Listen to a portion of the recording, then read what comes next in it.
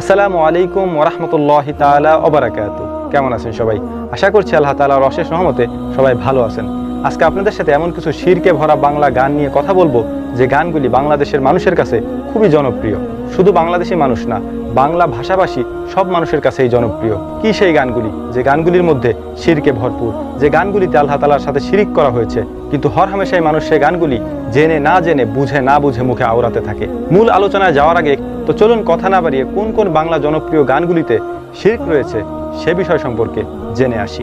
আজকে আমাদের বাংলা গানের শিরকের তালিকায় যে গানটি প্রথমে আছে সেটি বাংলাদেশের মানুষের কাছে খুবই জনপ্রিয় একটি গান। মানে কি বলবো, এই গানের জনপ্রিয়তা এত বেশি, আমি ইউটিউবের ভিউ দেখলাম, আসলে তাতে আপনি বুঝতে পারেন আসলে ভিউ দেখার দরকার নেই। মানে ছোটবেলা থেকে এই জিনিসগুলি শুনেছি, কারণ আশেপাশে সব জায়গায় বাজতো, কানে আসতো, বুঝতাম না তখন। কিন্তু যখন থেকে বুঝতে শুরু করেছি যে আসলেই তো এই গানগুলিতে শিরক রয়েছে, তখন আসলেই মাথায় হাত দেওয়ার মতো অবস্থা যে কত বড় শিরকি কথাবার্তা এই গানগুলির মধ্যে রয়েছে। তো চলুন কথা না বেরিয়ে আমরা 1 নম্বর গানের দিকে এগিয়ে যাই। নাম্বার গান, এটি হচ্ছে বাংলা চলচ্চিত্রের একটি গান। এই গানটিতে বলা হচ্ছে, দুধে আলতা বদন তোমার, চন্দনের সুবাস মাখা। এটি হচ্ছে প্রথম কলি। এর মাঝের একটি কলিতে বলা হচ্ছে, তুমি নারী নাকি পরী, বিধি নিজেই করবে ভুল।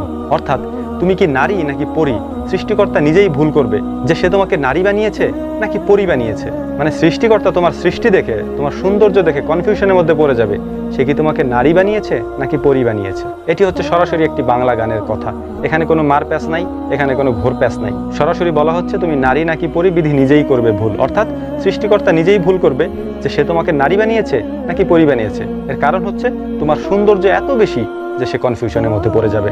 কেউ যদি মুখে উচ্চারণ করে, কেউ যদি বলে সৃষ্টিকর্তা ভুল করতে পারে, তাহলে তার ঈমান থাকবে? আপনার কি মনে হয় থাকতে পারে? ঈমান থাকবে না, এটাই স্বাভাবিক, কারণ আল্লাহ তাআলা ভুল করতে পারেন না। এই কথা মুখ দিয়ে যে আওড়াবে, এই কথা মুখ দিয়ে যে উচ্চারণ করবে, সাথে সাথে তার ঈমান চলে যাবে, কারণ সৃষ্টিকর্তা সমস্ত ভুলের ঊর্ধ্বে। আর কি এমন সৃষ্টি করেছেন, একজন নারীকে সৃষ্টি করে সৃষ্টিকর্তা ভুল করতে পারেন, এই কথা মুখ দিয়ে উচ্চারণ করলেন আপনি কিভাবে? সৃষ্টিকর্তার সৃষ্টিকে এত তুচ্ছ, এত ঠুনকো যে তিনি ভুল করতে পারেন? যাই হোক, এটি তো বলে 1 নম্বর গান। এবার আসা যাক 2 নম্বর গানে। 2 নম্বর গানটিও বাংলা চলচ্চিত্রের একটি জনপ্রিয় গান। এখানে বলা হচ্ছে, ঈশ্বর আল্লাহ বিধাতা জানে আমি তোমাকে কতখানি চাই। অর্থাৎ ঈশ্বরও জানে, বিধাতাও জানে, আল্লাহও জানে, এরা তিনজনই জানে যে আমি তোমাকে কতখানি চাই।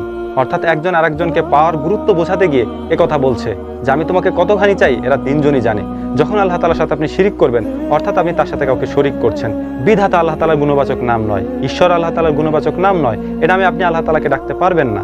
যখন আপনি সবাইকে খুশি করার জন্য বলবেন যে ঈশ্বর আল্লাহ বিধাতা সবাই জানে যে আমি তোমাকে কতখানি চাই, তখন স্পষ্টত এটা শিরকের মধ্যে পড়ে যাবে। শুধু শিরক না, শিরকে আকবরের মধ্যে পড়ে যাবে, অর্থাৎ বড় শিরকের মধ্যে পড়ে যাবে। যে শিরক সম্পর্কে আল্লাহ তাআলা বলছেন তুমি তওবা না করলে তোমার ক্ষমা পাওয়ার কোনো সুযোগ নাই, কোনো চান্স নাই, থাকার জায়গা সরাসরি জাহান্নাম। শিরক তো শিরকই, কিন্তু এই গানটি আমার কাছে মারাত্মক শিরক মনে হয়েছে, কারণ ঈশ্বর আল্লাহ বিধাতা জানে আমি তোমাকে কতখানি চাই, এখানে আল্লাহর সাথে আরো দুজনকে অ্যাড করা হয়েছে। মানে ঈশ্বরে একটা ধর্মের মানুষ বিশ্বাস করে, বিধাতায় একটা ধর্মের মানুষ বিশ্বাস করে, আল্লাহ একটা ধর্মের মানুষে বিশ্বাস করে। এখন যিনি লেখক তিনি 3 ধর্মের মানুষকে একত্রিত করে এই গানটি বাজারে ছেড়ে দিলেন, অথচ তিনি জানলেন না এই গানটির মধ্যে মারাত্মক শিরক করা হলো। আমরা বিশ্বাস করি সমস্ত কিছু একমাত্র আল্লাহ তাআলাই জানেন। এবার আসা যাক 3 নম্বর গানে। এই গানটিতে নবী করিম সাল্লাল্লাহু আলাইহি ওয়াসাল্লামের সাথে ধৃষ্টতা দেখানো হয়েছে।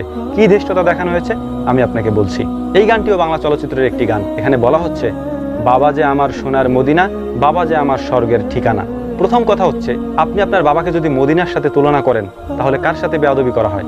মদিনা এমন একটি শহর যে শহরে দাজ্জাল প্রবেশ করতে পারবে না। আপনার বাবার কাছে দাজ্জাল আসবে না, আমার বাবার কাছে দাজ্জাল আসবে না, তাহলে আমার আপনার বাবা কিভাবে সোনার মদিনা হয়? সোনার মদিনা বলতে আপনি কি বোঝাতে চেয়েছেন? মদিনার পবিত্রতাকে বোঝাতে চেয়েছেন, মুহাম্মদ সাল্লাল্লাহু আলাইহি সাল্লামের রওজাকে বোঝাতে চেয়েছেন, সেখানে আল্লাহ রাসূল সাল্লাল্লাহু আলাইহি ওয়াসাল্লামের রওজা আছে, এর জন্য আপনি সেখানকার উদাহরণ দিয়েছেন। কিন্তু আপনার বাবার সাথে এই উদাহরণ যায়? আপনাকে আমি ছোট্ট একটি উদাহরণ দিই। আল্লামা ইকবাল রাহমাতুল্লাহ আলাইহি তিনি তার কোনো একটি কবিতার বইয়ের মধ্যে লিখে রেখেছিলেন, তিনি পাশ্চাত্যে বড় হয়েছেন। তিনি লিখেছিলেন যে আমি পাশ্চাত্যে বড় হয়েছি, পাশ্চাত্যে পড়াশোনা করেছি, কিন্তু পাশ্চাত্যের এই সভ্যতা আমার চোখকে স্পর্শ করতে পারেনি, কারণ মদিনার ধুলাবালিগুলি আমার চোখের মধ্যে সুরমার মতো লাগানো ছিল। আল্লামা ইকবাল এই কথা কেন বলেছিলেন জানেন? কারণ এ শহরে দাজ্জাল প্রবেশ করবে না, পুরো পৃথিবীতে দাজ্জাল যাবে, কিন্তু এই শহরে দাজ্জালের ফিতনা আসবে না, এখানে দাজ্জাল প্রবেশ করতে পারবে না। এই শহর এত পবিত্র। এখন যদি এই পবিত্র শহরের সাথে আপনি আপনার বাবাকে তুলনা করেন, এটা চরম আকারের ধৃষ্টতা দেখানো হয়। এই কাজটি অবশ্যই করবেন না। আর মোস্ট ইম্পর্টেন্ট কথা হচ্ছে, আল্লাহ রাসূল সাল্লাল্লাহু আলাইহি সাল্লাম বলছেন, যে ব্যক্তি গান শুনবে তার হৃদয়ে কপটতা সৃষ্টি হবে। কেউ যদি গান শুনতে শুনতে ইন্তেকাল করে, কানের মধ্যে ইয়ারফোন দিয়ে হাই বিটে গান ছেড়ে ওই অবস্থায় যদি কেউ মারা যায়, সে জাহান্নামে যাবে। নবী করিম সাল্লাল্লাহু আলাইহি সাল্লামের স্পষ্ট হাদিস এগুলি। গান শোনা তো এমনিই হারাম, তারপরও আমি কয়েকটা উদাহরণ আপনাকে দিলাম যে আপনি গান কেন শুনবেন না। কারণ অনেক গানের মধ্যে এ ধরনের শিরকের কথা আছে, আরও অনেক গান আছে এরকম যেগুলি আপনি না জেনে না বুঝেই মুখ দিয়ে আওড়ান, অথচ শিরকের মধ্যে আপনি পড়ে যাচ্ছেন। এগুলো আল্লাহ তাআলা আপনার ক্ষমা করবেন না। এজন্যই আপনাদেরকে সতর্ক করার জন্য এই গানগুলি আপনাদের সামনে তুলে ধরলাম। এরকম সব গানগুলির মধ্যে ছোটোখাটো শিরিক রয়েছে, ছোটোখাটো বেয়াদবি রয়েছে, ইসলাম সম্পর্কে কটূক্তি রয়েছে। এজন্যই সব ধরনের গান থেকে আমরা অনুৎসাহিত করি আপনাদেরকে শোনার জন্য। শুনবেন না কোনো গান, আল্লাহ তাআলা নিষেধ করেছেন, রাসূল ইসলাম নিষেধ করেছেন, শোনা যাবে না এগুলি। হৃদয়ে কপটতা সৃষ্টি হবে, মনে হচ্ছে যে শান্তি পাচ্ছি, কিন্তু শান্তি পাচ্ছেন না, অশান্তিতেই পূর্বেন। আশা করি কথাগুলি বুঝতে পেরেছেন। আল্লাহ তাআলা এই ধরনের ফিতনা থেকে আমাদেরকে বেঁচে থাকার তৌফিক দান করুন, এই ধরনের শিরক থেকে আমাদেরকে বেঁচে থাকার তৌফিক দান করুন, এই ধরনের গান থেকে আমাদেরকে বেঁচে থাকার তৌফিক দান করুন, সমস্ত ধরনের গান থেকে আমাদেরকে বেঁচে থাকার তৌফিক দান করুন। ওমা তাওফিকা ইল্লা বিল্লাহ। নাসরুম মিনাল্লাহ, ফাতহুল কারীব, ওয়া আখিরু দাওয়ানা আলহামদুলিল্লাহি রাব্বিল আলামিন। আসসালামু আলাইকুম ওয়া রাহমাতুল্লাহি তাআলা ওয়া বারাকাতুহু।